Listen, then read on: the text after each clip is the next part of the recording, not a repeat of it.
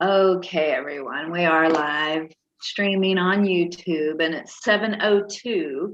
So Dawn, if you're ready, I'll go ahead and turn it over to you. Okay, I don't have any announcements or anything tonight. Let's do the let's do those prayers that we have been doing. By the way, is the lighting okay? Oops. The way I have this light? Yes, that looks good. Okay.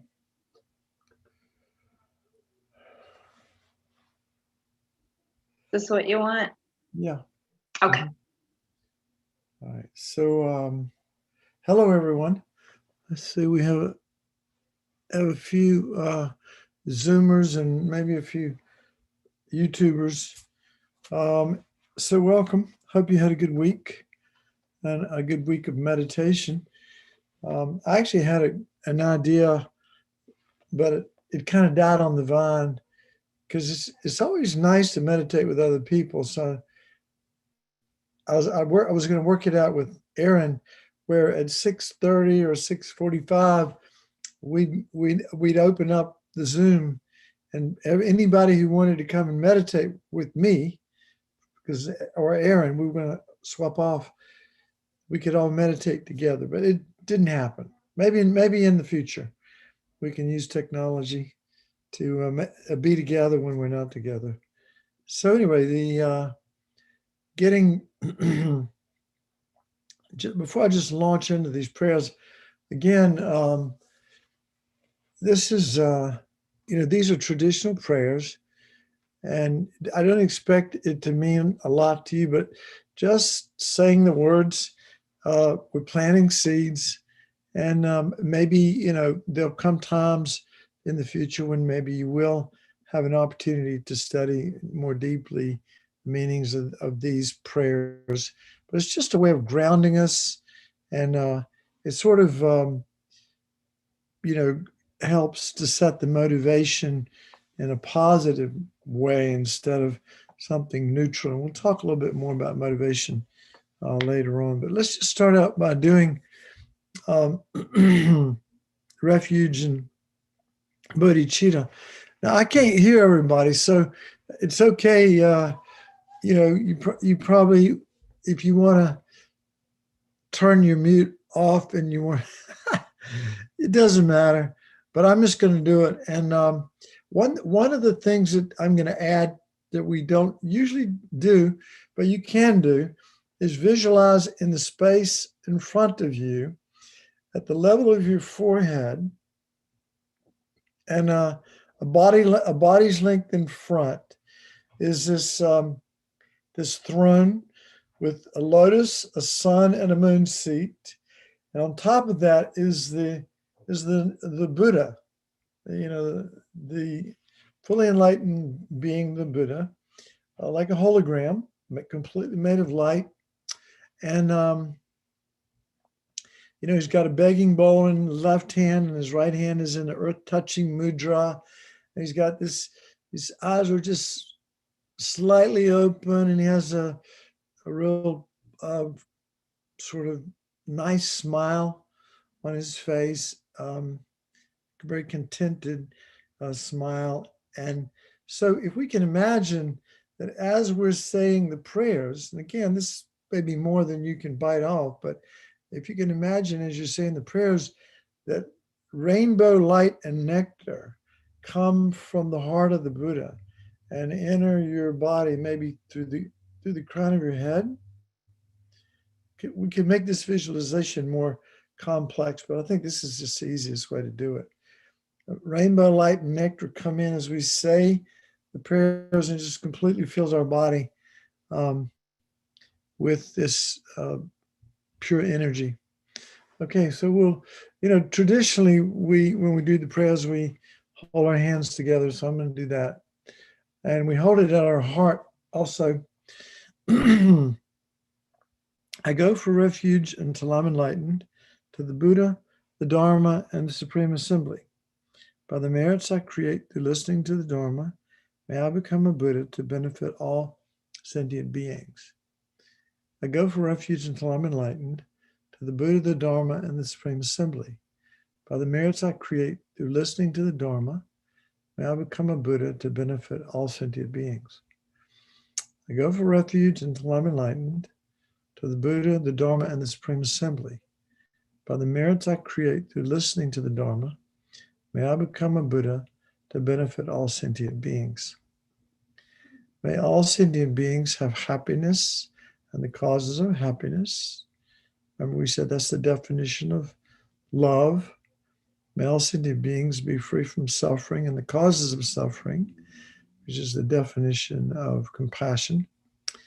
May all sentient beings be inseparable from the happiness that is free from suffering. That's sort of the key message is joy.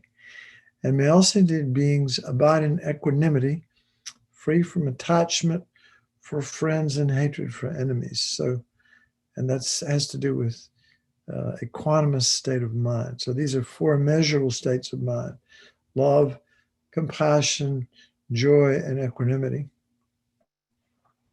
And then again, I think back in the day, whenever someone would, back when in the early days of Buddhism, when it was the teachings, I think were seen as much more precious than they are now. But a student or a group of students would go to a teacher and make offerings of all kinds of precious stones and maybe gold or whatever.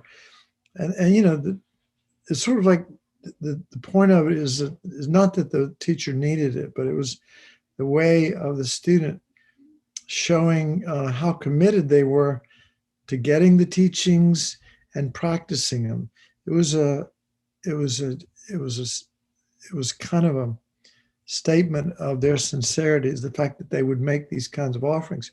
So here we're offering like everything, the entire universe, to the enlightened being, to the Buddha, to be able to receive the teachings. This ground anointed with perfume, strewn with flowers, adorned with Mount Meru, 4 continents, the sun and the moon. Imagine this as the Buddha feel and offer it. May all living beings enjoy this pure land. Idam Guru Ratna Mandala Kamnya Yata Yami, which means I offer this precious mandala to you, precious gurus. So now we've kind of set the tone. So let's start out by doing a few minutes of just following the breath, and you can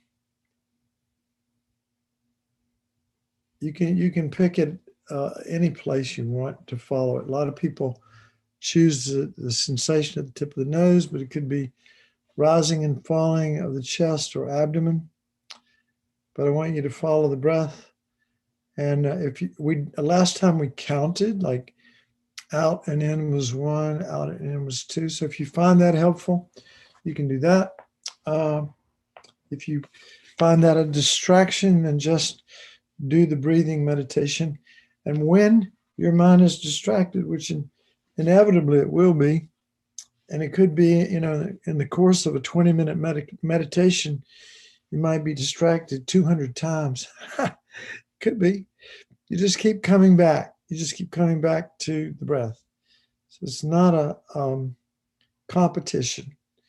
It's just every time that you are aware that your mind has gone off and you bring it back, that's actually the practice. That's strengthening the muscle of mindfulness. So let's do this for, say, 10 minutes.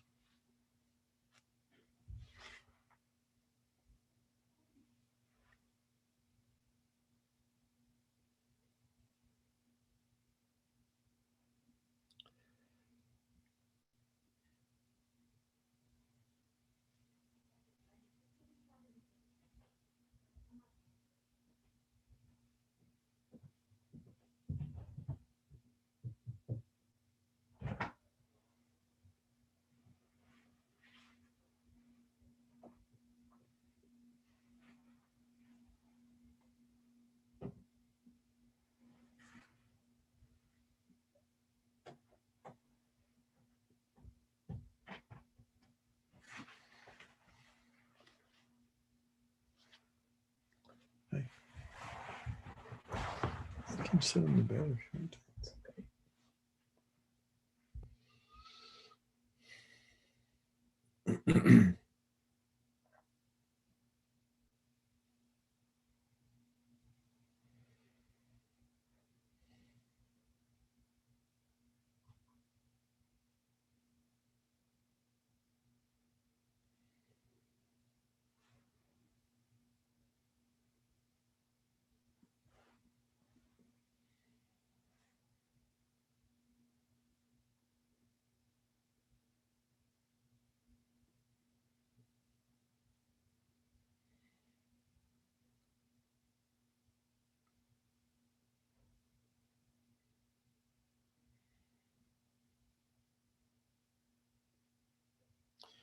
And when your mind is distracted, and as inevitably it will be, you just bring the mind back to the experience of breathing. Your contract with yourself is to stay focused on the breath.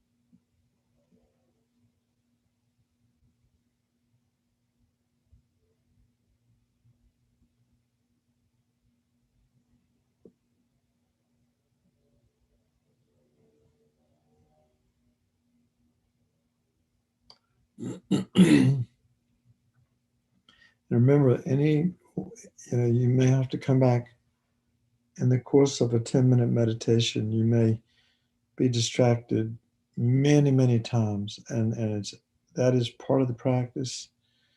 We're beginners, and so we just bring the mind back gently and firmly, and affix our attention to the experience of the breathing, whether it be at the sensation at the tip of the nose, or the rising and falling of the abdomen or chest.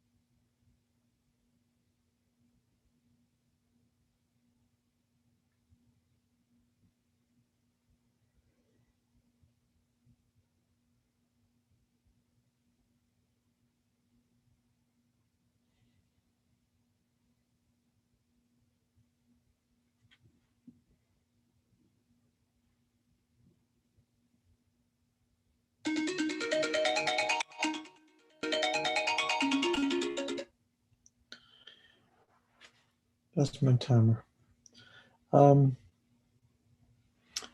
So just to check in with those of you who are out there, how was your week of meditation? Anybody have any unusual experiences or any problems, anything? Not that I can answer them, but I can try. So yeah, just whatever happened this last week, go to bed. Did anybody levitate? That'd be nice to know. Yeah. And feel free to unmute and share.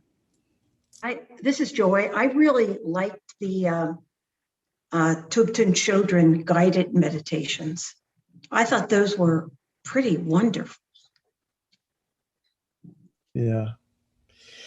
And which one was there? Any one particular that you liked? Well, yes, I did jump ahead. I know, like, we were going to do them kind of in order, but there was a purification one, and I think it was Lama Zopa who said that if, like, anybody who doesn't do a purification meditation every day is like loco, like, it's like, like it's the thing to do, you know, and that particular meditation really was wonderful. I'm trying to remember. Was it the Vajrasattva practice? Oh, I don't know if it's called that. I mean, I'm sorry, I don't know if it was called that. Yeah. Well, anyway, I did do it every day. The 4 opponent powers. That's what it was. Yes, it Pardon? was. What's the source of these guided meditations? It's well, it's on it's called Guided Meditations. It's on Shambhala publication. Oh, the book you mentioned last week. Yeah. Oh, I'm sorry. I misunderstood. I still got all the guided meditations are basically, I basically took it and put it on my phone as an app, and I just open it up and use it in the morning. And I love she's at first I've known her for a long time. At first I was listening to her voice and I went, I couldn't get into it. And then the more and more I listen, she's a great teacher. And she basically lives in Washington State. She started an abbey called Sarvasti Abbey in the mountains of Washington State. She used to come to Kadampa Center and teach, probably 3 or 4 times, 5 times maybe. But she doesn't stray too far from Washington these days. But she's a great teacher. So anything else, any other comments? Any problems anybody had? Obstacles?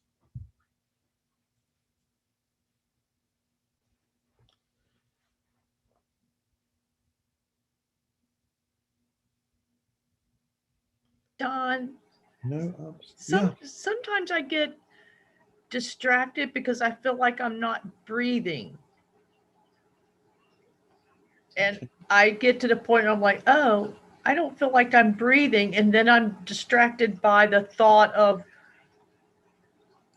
instead of being distracted by random thoughts, I'm distracted by, feeling like I'm not breathing enough during it, or I'm going to suffocate myself. I don't. Interesting. I mean, one of the we all know, excuse me.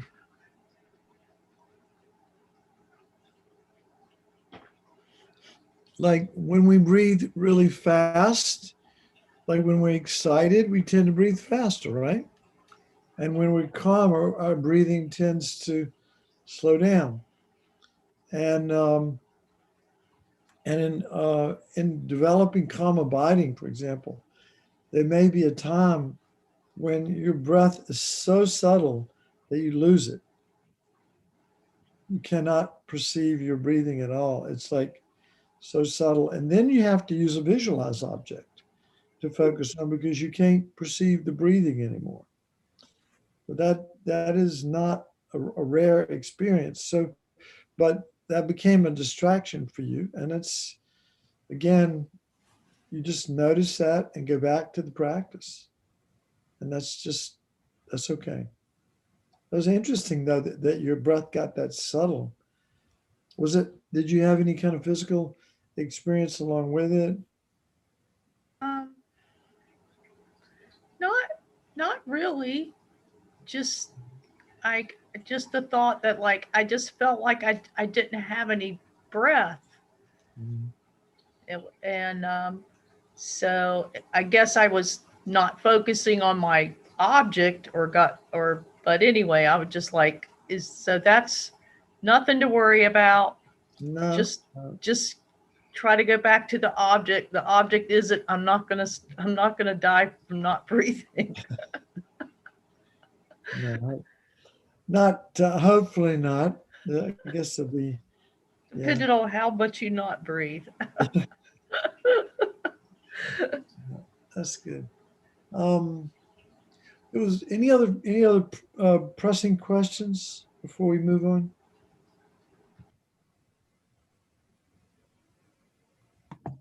No? Okay. So I've been a couple of thoughts that I've been looking at.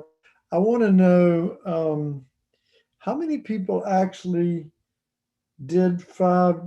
I know I can't see their hands, but I'm just curious how many people actually meditated at least 5 times this past week. Is there any way to know that? Is there any way to put a There's a little thing right here. It says reactions, oh, and you can hit reaction raise hand. and raise your hand. Oh, good. Let's see how many hands go up. And Don, you can also, up in your right upper corner, there should be a button that says view, and you can put your view in gallery view to be able to see everyone. All right, let me see. So it's upper right corner. There's Yeah. a little thing that says view. And then if you click on it, it gives you the option of speaker view or gallery view. Uh-huh. Hi, I'm Lily. Oh, yes, you have a teenager there that can help you with this. I help them, And yeah. you'll want to put it in gallery view. That's good. That will enable you Oh, to that's see nice. everyone. Yeah. Okay. Um, Thank you. yeah, Who is that? That's Annabelle, Lily, that's Lillian. Hannah? Lillian. She just dropped in. She Awesome. said she wasn't coming, but then she came anyway. Well, it's good to see you. So anyway, that's good. But there's we make commitments all the time, don't we? But the thing that for example, we set the motivation today of doing this practice, being here, in order to become enlightened, to liberate all sentient beings. That's bodhicitta, right? That's the Mahayana motive that we strive to cultivate.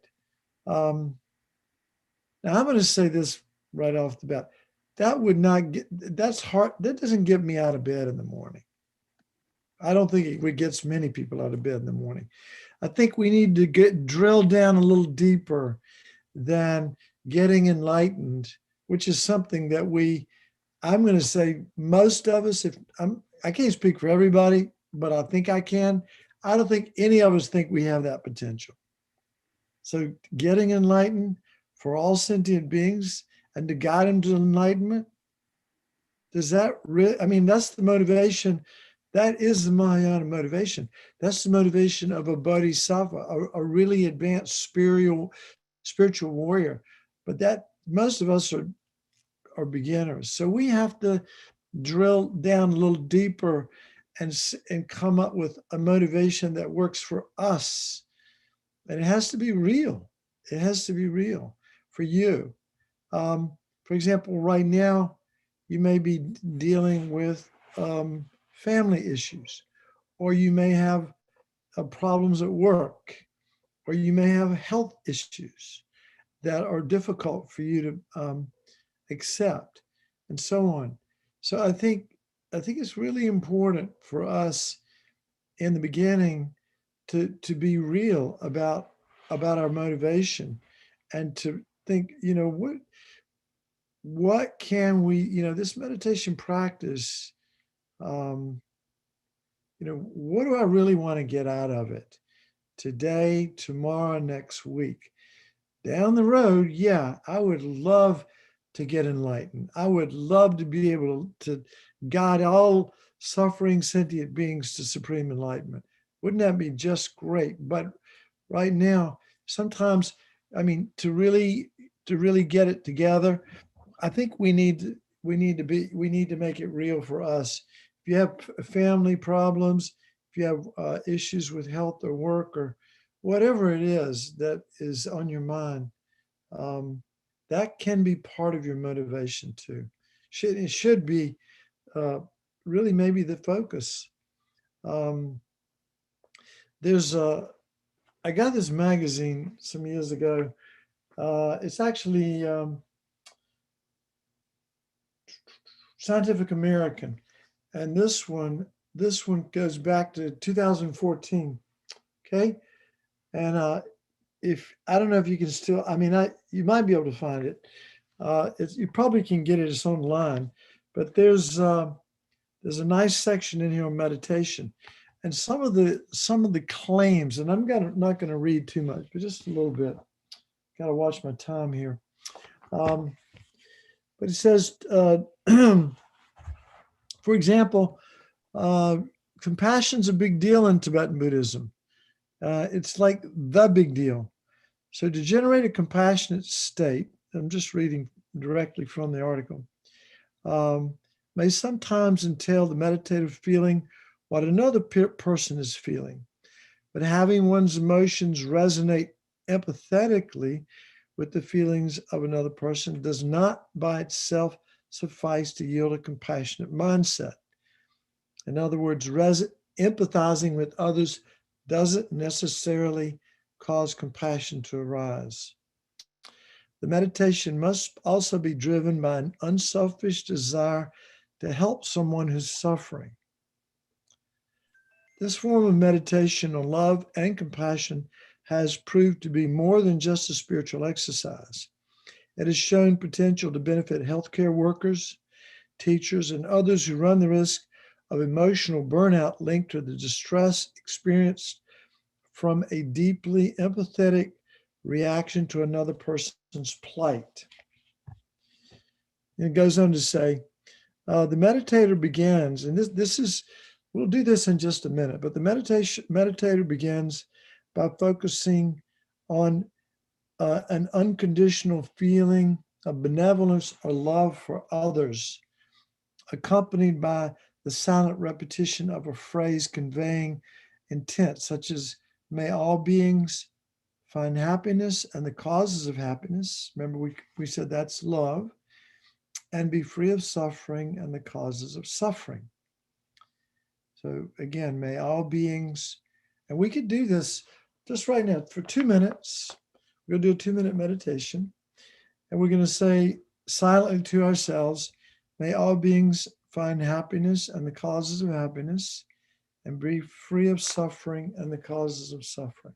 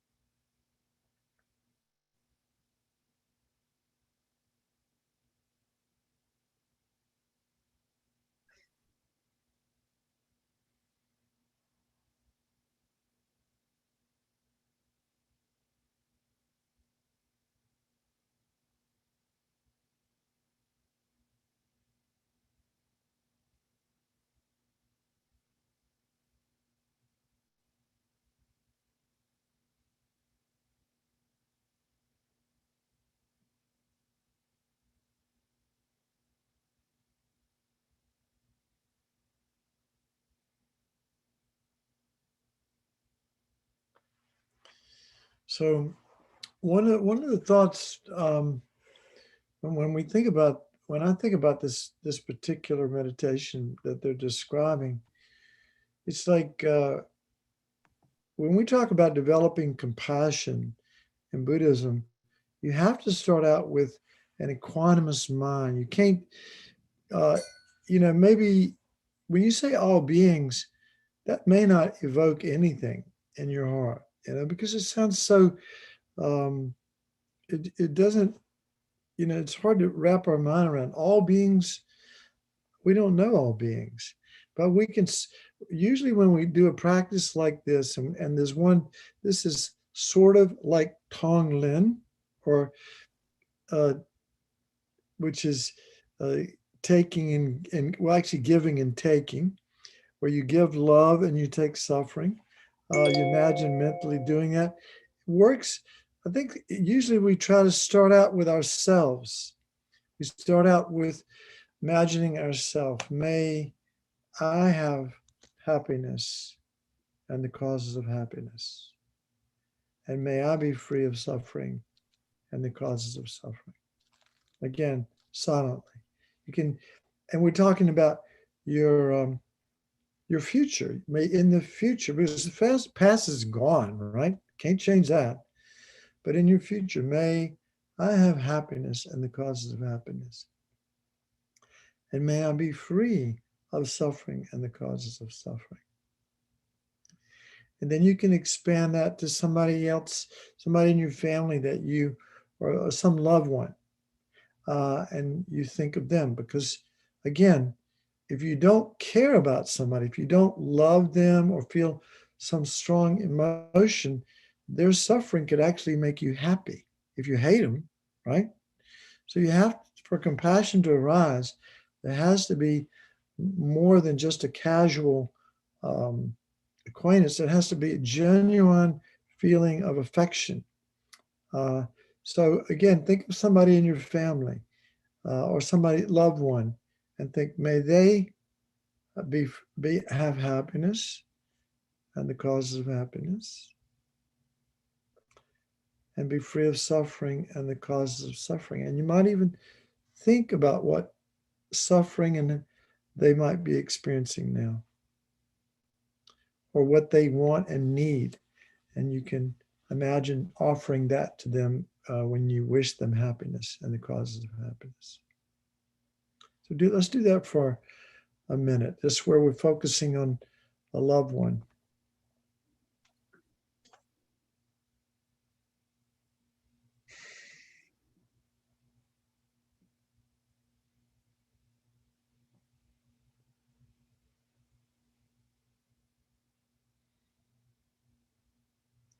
And you can link it to the breath.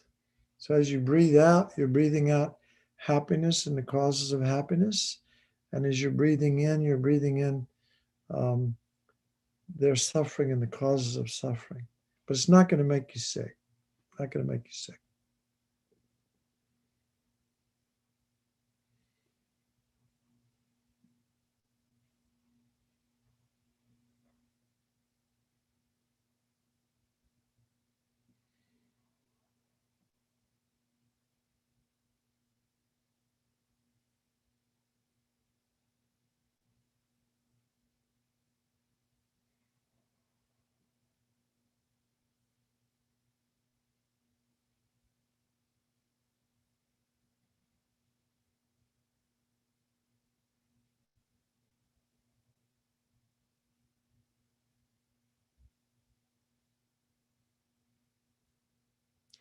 And now we could actually expand that to include like all these universal living beings that are strangers that we don't really know well or know at all.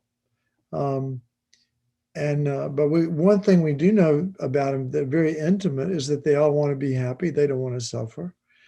Let's wish them, imagine you're surrounded by universal living beings, and wish them, may you have happiness and the causes of happiness, and be free of suffering and the causes of suffering. And again, you can use your breath to help with this practice. Breathing out love, breathing in compassion.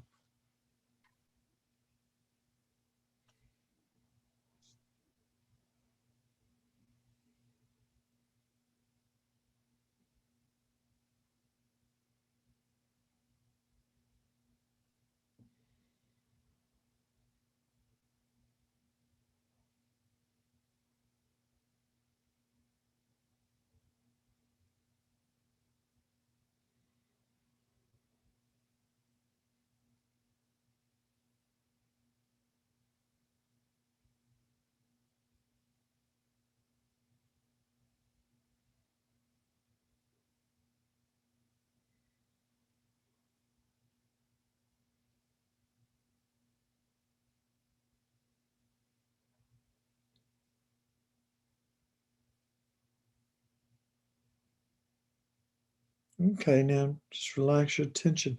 I mean, this is such a cool practice. You can do it when you're in an elevator, or when you're standing in front of somebody that you just met. They don't know what you're thinking, you know. But if in your for a moment you think, you know, may you have happiness in the cause of happiness. Obviously, you're saying it silently to yourself, and may you be free of suffering and its causes. Yeah, may you have happiness in its causes and be free of suffering and its causes. You can practice this all day long if you're mindful. So many opportunities to sort of cultivate this mind of love and compassion. I think one of the Thupten Pinde, who's a former monk and for like 20 years, I asked him, I said, what practice in all of Buddhism, day to day, day in and day out, do you find most helpful? And he said, just this very one. Whenever, for example, his mind is a little bit stressed or in a negative space, he'll wish himself happiness and the causes of happiness. You know, may I be happy and have the causes of happiness, and may I be free of, let's say he's angry. May I be free of anger and the causes of anger. May I have patience and tolerance and happiness, and may I be free of anger. And so using whatever delusional state of mind he's experiencing at that moment, using that as an opportunity to develop love and compassion for himself. I thought that was very interesting, and I've tried to do it over the years. I'm not very good at remembering to do it, but whenever you're struggling, just stop for a moment and send yourself, you know, energy of may I be free of suffering. I mean, may I have happiness and its causes, and may I be free of suffering and its causes. So very cool practice. So let me read on here, because this is this gets into something kind of juicy. In 2008, we studied experienced volunteers who practiced this form of training for thousands of hours and found an increase in the activity in several brain regions while they listened to voices conveying distress. The secondary, I'm not going to read all these different parts of the brain because it just bewilders people. But anyway, So anyway, the secondary somatosensory and insular cortices of the brain, known to participate in empathetic and other emotional responses, were more activated for experts than controls in response to distress voice, suggesting an enhanced ability to share the feelings of others without reporting any sign of becoming emotionally overwhelmed. The practice of compassion meditation also produced more activity in such areas as the temporoparietal junction and the blah, blah, blah, different aspects of the brain. They were doing PET scans on these meditators. And then this, just one more paragraph, one or two more paragraphs. More recently, a couple of investigators, both at the Max Planck Institute of Human Cognitive and Brain Science in Germany, in collaboration with this group in Madison, Wisconsin, sought to distinguish the difference between the effects of empathy and compassion on meditators. Now, some people, this might rub you wrong, but I'm just reading. Don't kill the messenger. But they wanted to see if there was a difference between empathy and compassion. They noted that compassion and altruistic love were associated with positive emotions, and they suggested that emotional exhaustion or burnout was, in fact, a kind of empathy fatigue. Let me say that again. They noted that compassion and altruistic love were associated with positive emotions, and suggested that emotional exhaustion or burnout was in fact a kind of empathy fatigue. According to the Buddhist contemplative tradition from which this practice is derived, compassion, far from leading to distress and discouragement, reinforces inner balance, strength of mind, and courageous determination to help those who suffer. If a child is hospitalized, the presence of a loving mother at his side, holding his hand and comforting him with tender words, will no doubt do that child more good than the anxiety of a mother overwhelmed with empathetic distress, who's unable to bear the sight of her sick child, paces back and forth in the hallway. In the latter case, the mother may then end up with the common experience of burnout, which in one U.S. study beset about 60% of 600 caregivers surveyed. That's pretty wild. So they're making a distinction between empathy, which sometimes I used to use the word empathy interchangeably with compassion, but I think if we look up the word empathy, I think it means kind of feeling with. And the way we're using compassion here is more active. It's not only associated with love, but it's also associated with, this wish that they be free of suffering. There's a more active component in it, I guess is the way I would say it. And so, we all know and have experienced probably empathy where we were overwhelmed by our emotions. And they're saying that in essence, if we experience compassion, our mind just gets happier and happier. But maybe, just maybe, empathy, the way they're describing it here, is a problem. And they go on later, I'm not going to read everything, but they did another study where they compared people who were trained to do this compassion meditation and another group who were trained to do this empathy meditation. And they found the compassionate people, when they tested them, their mind was more uplifted by the experience. And the people who were trained in empathy were more sort of like, it was a downer. And then they took the people who'd been trained to be empathetic and trained them in the compassionate practice that we just did. And they shifted. And their negative, sort of despondent, whatever their mind was that was not happy, shifted to a more positive state of mind when they meditated on compassion. So it's really important to make that distinction. And I'm inviting you to just take a look at it, see if you agree. If you do, great. If you don't, then we can discuss it, and you can talk about it with people. I think it's a really good talking point. All right. So they went on to say, researchers, moreover, were able to demonstrate that a week of training in compassion increased pro-social behavior in a virtual game specifically developed to make, specifically developed to measure the capacity to help others. So let me read that again. These researchers were able to demonstrate that a week of training in compassion increased pro-social behavior in a virtual game specifically developed to measure the capacity to help others.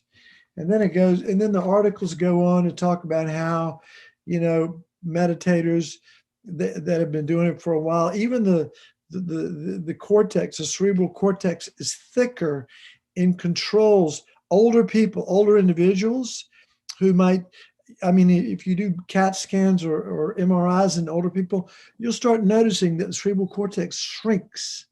But they saw a difference in meditators, that the cerebral cortex did not shrink as much, or in fact, seemed to be expanded.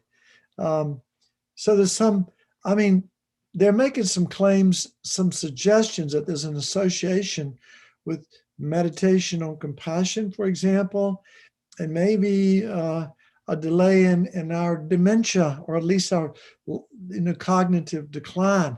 Even talked about telomeres and these little telomeres that when they get shorter and shorter, we get older and older, and helping us in that way. You can lengthen telomeres through meditation. So this was a pretty in-depth science article, but I like science, and it gives me it helps me motivate myself to it gives me some confidence that meditation practice is actually backed up by science. I think more and more we're seeing that, and people like that. Any comments or questions about what I've said so far? Even tonight on the news, before I joined opened the Zoom call, can't remember if it was WRAL or CNN, but they had a science person on talking about meditation and how that will help with actually Zoom fatigue, and how so many people have Zoom fatigue, sitting in front of a computer and going from meeting to meeting and not being able to process things in between and have downtime. And they recommended meditation as well. Yeah.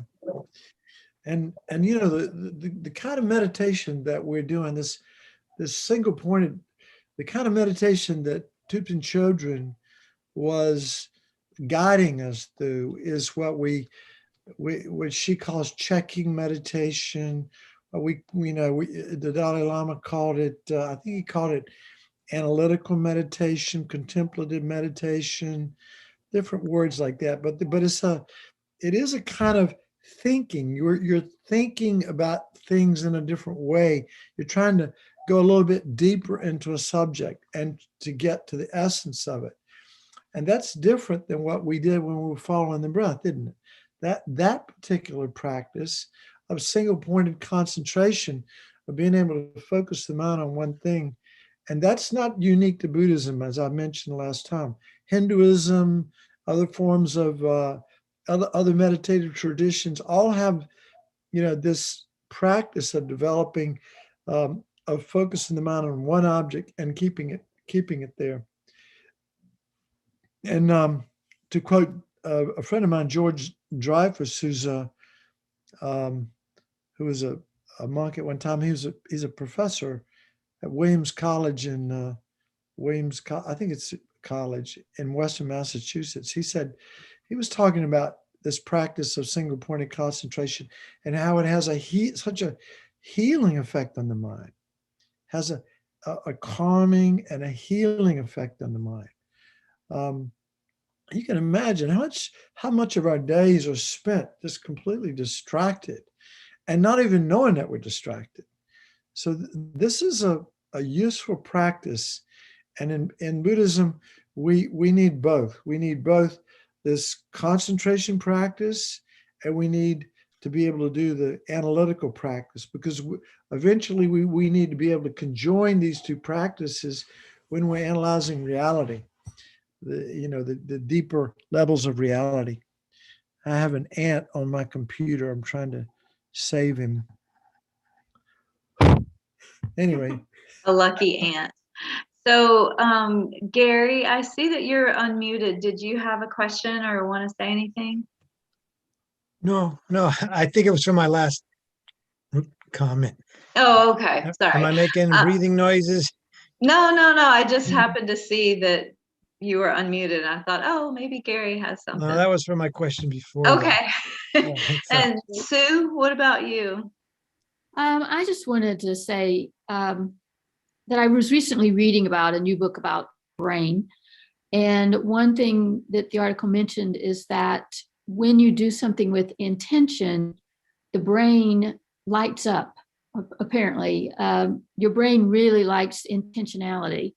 And I thought, the Buddhists had that figured out like 2,500 years ago. And science has caught up to it. I just thought that was interesting. Good. Yeah. I mean, and that gets back to the point, why we do the motivation at the beginning of our practice, and why your motivation has to be meaningful to you personally, not something that's airy theory, but something that can get you up in the morning and get you on the cushion.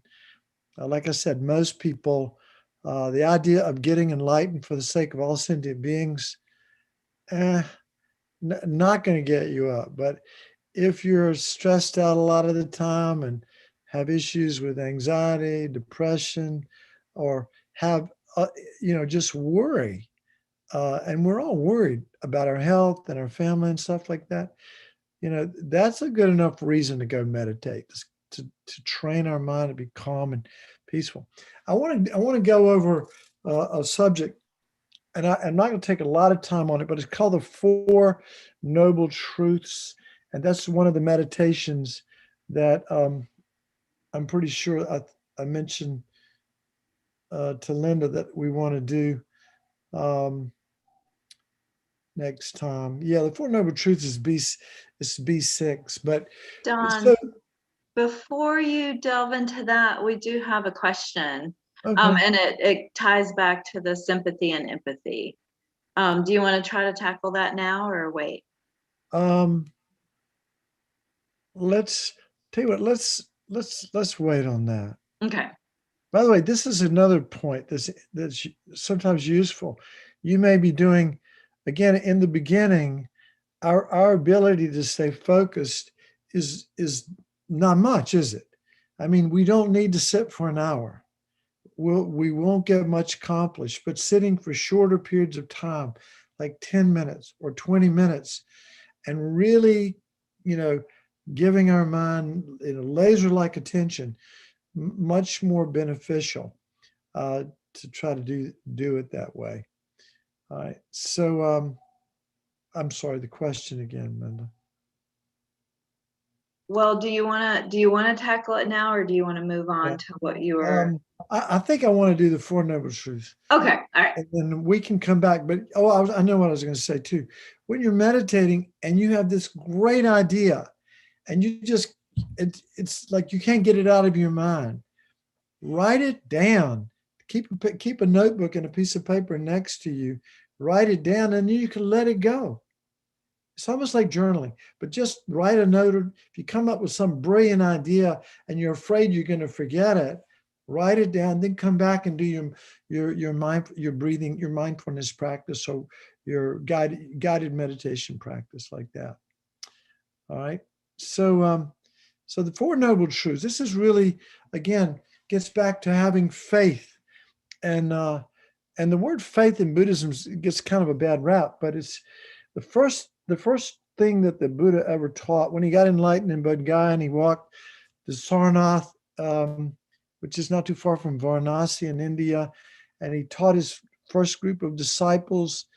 And the first thing he taught was the truth of dukkha, which means unsatisfactoriness, or often translated as suffering. And it's the beginning of the spiritual practice for most of us. It's like, if you don't think you have a problem, you have no motivation to practice. If you're so overwhelmed by like the God realm type mentality, I mean, things are so good, and you don't recognize the problems, you won't have any motivation to practice. So the principal things that the Buddha taught when he talked about this first noble truth was he talked about the biggies like birth, sickness, aging, old age, and death. So we all have to deal with that.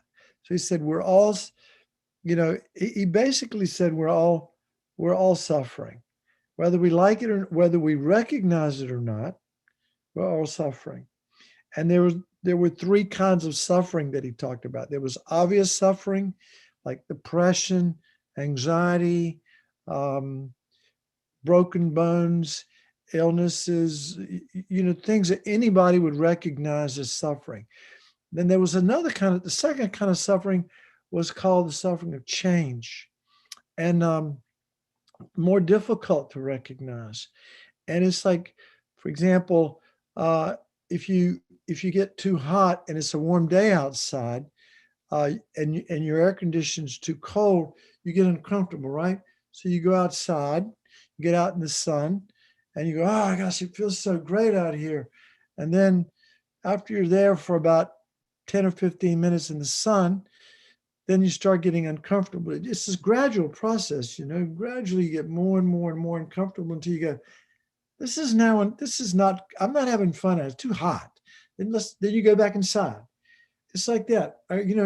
Everything that we now experience as pleasurable and literally dedicate our lives to in some way, some of us, none of it's going to last. And we cling to deliciousness. We cling to having things last, and they don't last. And because of that, we suffer. Okay. So the Buddha said, don't cling, that this is the suffering of change, that everything is in a constant state of flux. Our youthfulness will disappear. Our health will disappear eventually. Eventually we will disappear, right? Everything is in a constant state of not only that sort of gross change, but then the subtle change in our mind. Our mind, the Buddhism says in a finger snap, there are 60 mind moments in a finger snap. In other words, the mind is changing. And of course, that's just a way of describing that the mind subtly is changing constantly. So we have these gross and subtle changes of mind, and if we cling to anything, we're bound to suffer. If we cling to happiness, cling to whatever it is, we're bound to suffer. So that was the second kind. The third kind of suffering was called pervasive suffering. And it's just the mere fact that we have a body and mind. We have this body and mind that's basically part of samsara. We were born. We didn't choose to be born. Like, we've gone through all kinds of trials and tribulations, and we have no control. We have absolutely minimal control over our mind and what's going to happen tomorrow, who we're going to meet, whether we're going to be happy or sad. We live in a process of uncontrolled causation. And one of the examples of this that was kind of graphic is like having a burn on your arm. This is the Buddha saying, it's like we have a burn on our arm, and when you pour cool water over the burn, it relieves the pain and the suffering for a moment. You go, wow, that feels good. But then underneath that cool water, the problems come again and again. So this is the first noble truth, the truth of dukkha, that we live in a world that's unsatisfactory. Now, the Buddha wasn't trying to depress us. He was pointing this out because he's pointing out what we can get beyond. He's pointing out, and we don't have, I'm going to say most of us don't have the confidence that we can get beyond suffering. But the Buddha is saying, yes, suffering can be stopped because it has causes. What are the causes of suffering? They're delusions and karma. The principal delusion is ignorance, isn't it? Where we misperceive reality. But we know, we can think of we call that ignorance, but there's anger and jealousy and pride and all those negative mind states that destroy our peace of mind, destroy the peace of mind of other people. All of these delusions lead to actions, and the mental, they plant seeds on the mind stream, but they also lead to not only physical and verbal actions that plant seeds that will ripen in the future as suffering. So the Buddha said, yep, we're suffering. That's dukkha. And there's a cause of suffering, which is our delusions and our karma.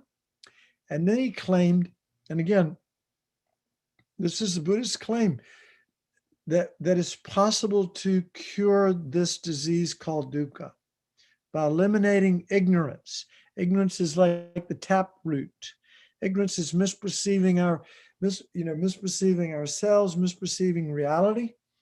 and then it, and distorting things and causing all kinds of problems. But if we can develop the wisdom, this wisdom in Buddhism that we call seeing things as they are, seeing things as empty of inherent existence, this basic wisdom that the Buddha is talking about, if we can develop that, we can stop our suffering, completely stop it.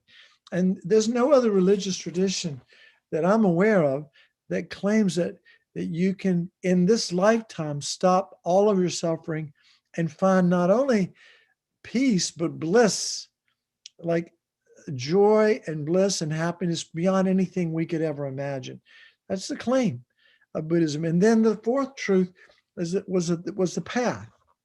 And it's packaged different ways, to use Venerable Rabina's language, but it's packaged sometimes, at least in Theravada Buddhism, they say ethics, concentration, and wisdom. Those are the three higher trainings: training in ethics, training in concentration, and training in wisdom.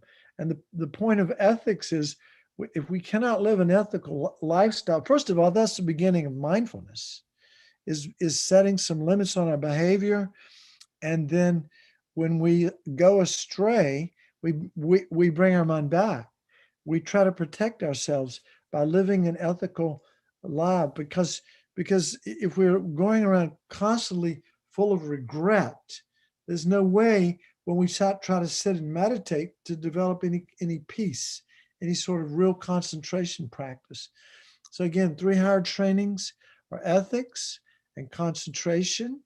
And then when we develop concentration, then when we can see reality, when we can see through the projections, see things as they are, then we can take this mind that's like a laser and penetrate reality and actually transform our mind. That's called a realization.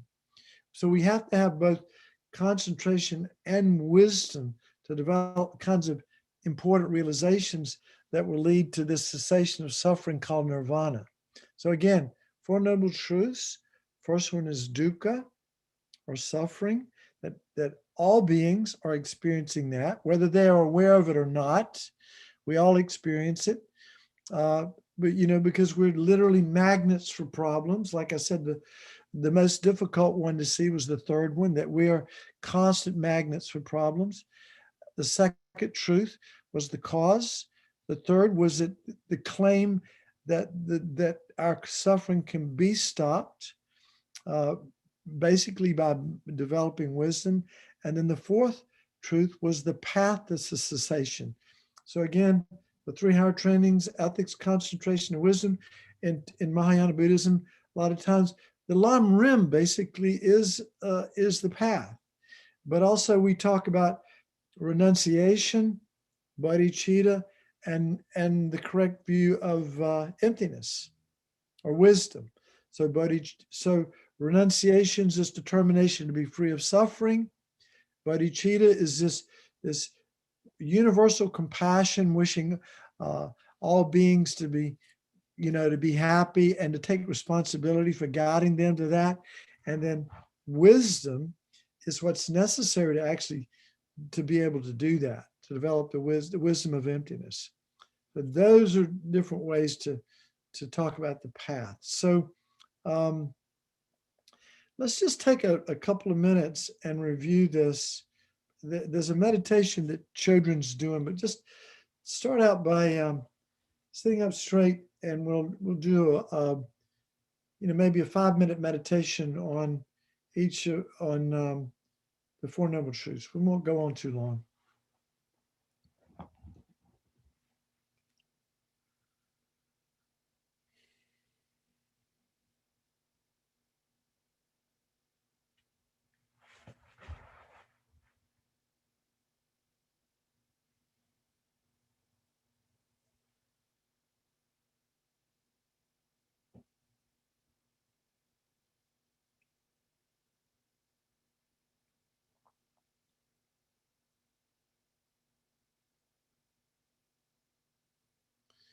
So all Buddhist traditions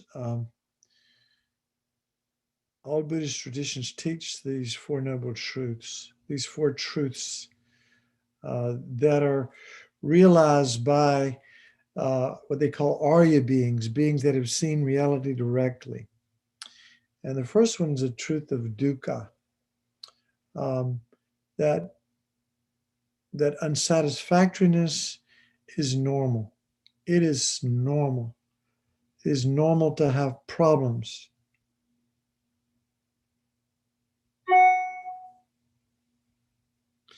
And if we don't recognize that we're suffering, we have no motivation to practice. We don't have any motivation to practice. So we need to look at, yeah, I have anxiety issues, I have depression issues, I have worry issues, I have insecurity issues. I think sometimes I might think I'm not good enough, I'm not smart enough, I'm not enough. We all have these kinds of thoughts of insecurity from time to time. That's a kind of suffering. We don't think of it as suffering, but it's a mental suffering. The mind is not at peace. It's not there's no tranquility in the mind when we're having that kind of thought. And then we talked about how, even the most pleasurable experiences ultimately come to an end. And because we cling to the pleasure and it comes to an end, we suffer. And we think, well, that's not suffering, but it is a kind of mental dissatisfaction. It's a kind of mental pain. When we look at it, it's painful to cling to something and lose it, or to cling to something, that we enjoy or that we want, and then to have it disappear. And then eventually to just, to cling to our lives and have that go away. The ultimate kind of loss. And then the third one we talked about was pervasive suffering, where we're like a magnet. We're caught in, those of you who've seen at the center of the wheel of life, we're caught in this process of uncontrolled causation. We don't have much control over our mind at all. And again, the Buddha is pointing this out, not to depress us, but to show us what the human condition is, the condition of all living beings, and to say, hey, look, recognize this, recognize it, acknowledge it, because this is what we can grow beyond with effortful practice. And then we talked about the second cause was the cause of suffering. So the first two are sort of describing the human predicament, isn't it? The cause of suffering is like anger and hatred, fear, jealousy, pride. I mean, they say there are 84,000 delusions. Those are just 5. And we can add to that list quite easily. So there are so many delusions that plant seeds in the mind stream, and they lead to actions of verbal and physical actions too, that plant seeds in the mind stream that ripen into future suffering. And we don't want suffering. Nobody wants to suffer. Everybody wants to be happy.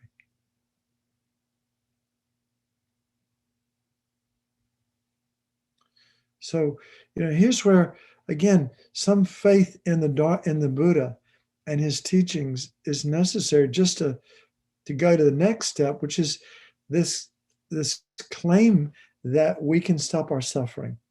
And one of the things that helped my mind was when I began to understand emptiness a little bit intellectually, and realize that this misperception of reality that we call ignorance is the cause of anger, is the cause of fear, is the cause of jealousy and pride, and all the destructive mental states.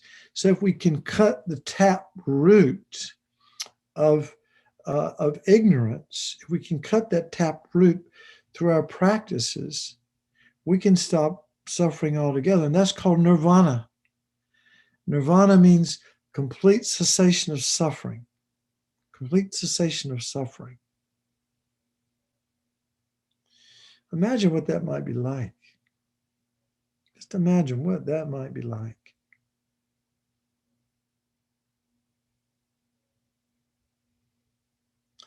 And then the path, again, ethics, so important for our meditation practice in particular, because if we live an unethical lifestyle, our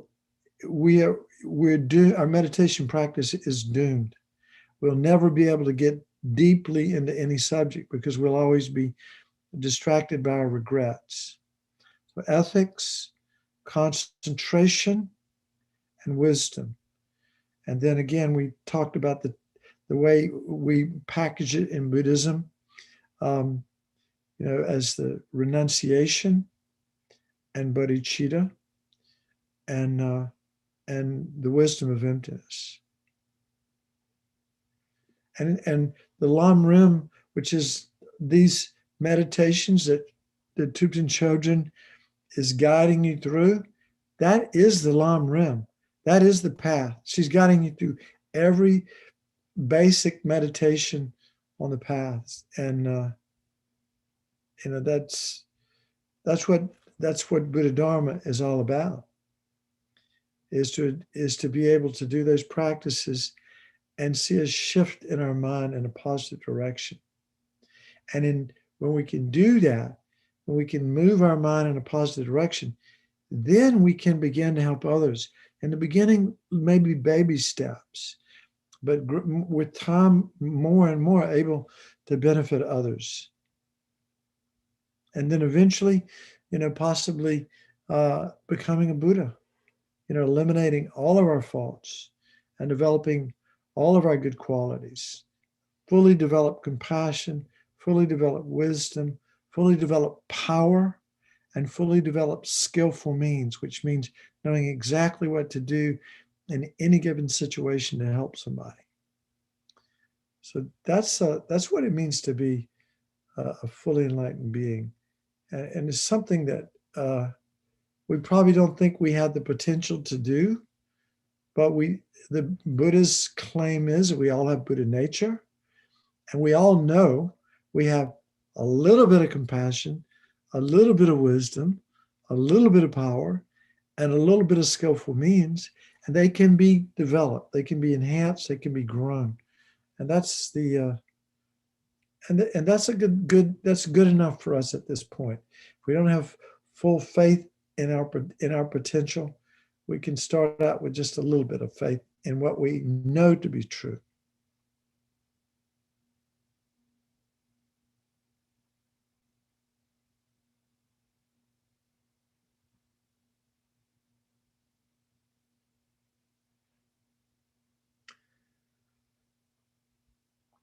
And so at this point, it's when we understand the Four Noble Truths, we should try to make some sort of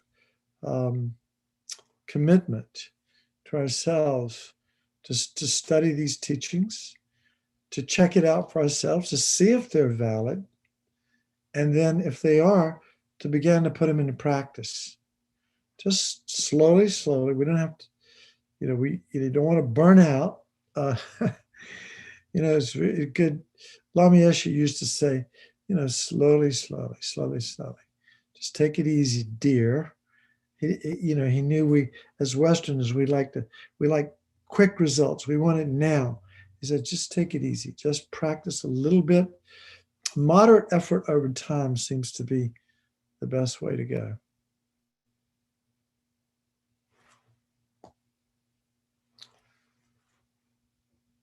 Okay, any questions about the Four Noble Truths?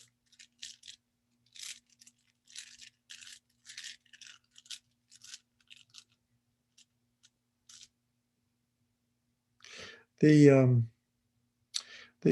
of the things that one of the things that I loved about Buddhism in the beginning and even now is that the Buddha said, Buddhism has always been like an invitation.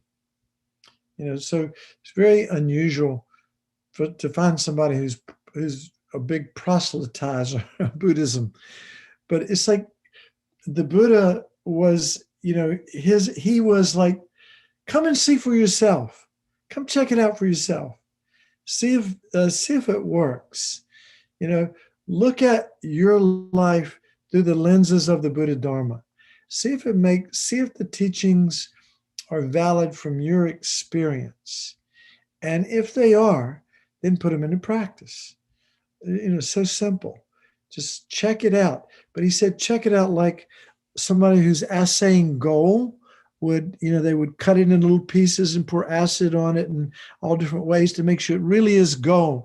He really invited us to look at the teachings critically and the practices and see if they're valid. Do they benefit our minds? Do they benefit our relationships? Just not only with ourselves, with others. Good. So good. It's something good to think about, I think. So why don't we go ahead? Any other questions before we wrap it up?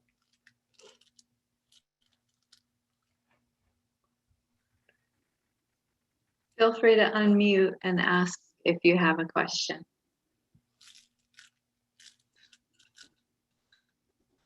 Hi, Don. Can you guys hear me? Yeah. Hi, I'm Jeff. It's not so much a question as to sort of reiterate what Don said from a personal point of view. When I first began to meditate, the truth of suffering became very apparent to me. Basically, I would sit there and I would notice all these thoughts that I was having, and I felt like I was going crazy. And I was working construction at the time, and so I might have all these crazy thoughts about, I want to shoot my boss with a nail gun and hit this other guy with a hammer, and it was really sort of violent stuff. And I'm sort of a nice guy most of the time, and I didn't really recognize that, I was having, what we would label as, like a homicidal maniac sort of thoughts. And so I talked to Venerable Rabina about this, and some of you guys have met her.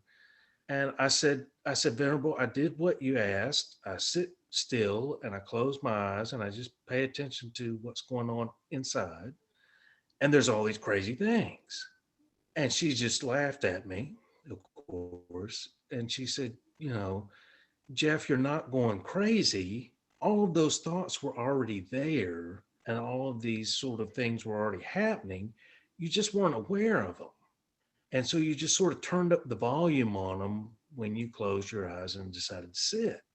And that helped me a lot, because in the beginning, when I first started meditating, I thought it was making me worse, right? And it really wasn't. I was just had to become aware of this suffering, this dukkha, stress, whatever neurotic stuff was going on in my head, and become familiar with it and know it for what it is. And nobody else could do that for me, right? So Don can talk about it theoretically, or I can tell you about my experience or whatever, Right. But it has to happen authentically for a person to feel it themselves, to know what it is. Otherwise, we're just, the words are just words. You have to authentically feel it yourself. Yeah. What you just said is so. What I'm saying is, if anybody's joining this class and they're meditating and they think that the class is making them crazy, it doesn't. Right. Well, this what you're saying is a great point. And years ago, and now I'm much happier. I'm sorry. It really worked. It really worked. Okay, thank you. I'm going to mute myself now because I'm not the teacher. I just wanted to tell everybody that what you're saying is the truth, that is legit. I've been through the truth of suffering. Yeah. Well, we're all doing it all the time, really, right? But the point you just made is so important, because in the beginning, when you start meditating, most meditators they think they're getting worse for the very reason that you said, because now we're actually paying attention to that internal dialogue that's always been there, but now we're listening to it and we're appalled at what's going on. And then gradually, with practice and with some effort and study and so forth, gradually able to unravel it, and it'll settle down. They usually use the example of the wild elephant of the mind, and if you had a wild elephant and you had this giant pole in the ground and you tethered that elephant's leg to that pole, in the beginning, what would he do? He'd be pulling and struggling and trying to get away. But gradually what will happen is the elephant will settle down, and because he realizes he can't get free. He's got a chain around his ankle. He's tethered to a pole that's not coming out of the ground, and it'll settle down. And the very same thing happens in meditation for people that push through those beginning tough times where you feel like you're getting worse. So thank you for bringing that up. That's a great point. All right, well, let's use this. So thank you, everyone, for showing up. And let's do the dedication verses now. And then, actually, Linda, do you want to go ahead and talk about the meditations? If you're using children's guided meditations, you remember the ones that I mentioned? Yeah, so, and I'll post that in the homework. Okay. But they are B6, B7, C4, and D1. You had mentioned B8, but I didn't see a B8. There's not a B8. So B6, 7, C4, D1, and that'll be posted in the homework. I'll post it online shortly after class tonight.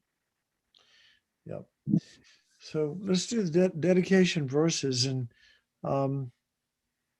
again, this is just a Buddhist a practice that we train ourselves to do whenever we do, particularly when we're doing something that is virtuous. Dharma practices like this, that where we have planted seeds of virtue, and we want to seal these virtuous seeds that have been planted in our garden of our mind. We want to seal them. We want these seeds to not only ripen in our happiness, but in our ability to be able to help others, and our ability to develop all the different aspects and qualities of an enlightened being. So we're dedicating our efforts tonight not only to our own happiness, but to all living beings. I want to think about that as we read these words together. May all beings everywhere, plagued by suffering of body and mind, obtain an ocean of happiness and joy by virtue of my merits. May no living creature suffer, commit evil, or ever fall ill. May no one be afraid or belittled with a mind weighed down by depression. May the blind see forms and the deaf hear sounds. May those whose bodies are worn with toil be restored on finding repose. May the naked find clothing, the hungry find food. May the thirsty find water and delicious drinks. May the poor find wealth, those weak with sorrow find joy. May the forlorn find hope, constant happiness, and prosperity. May there be timely rains and bountiful harvest. May all medicines be effective and wholesome prayers bear fruit. May all who are sick and ill quickly be freed from their ailments. Whatever diseases there are in the world, may these never occur again. May the frightened cease to be afraid, and those bound be freed.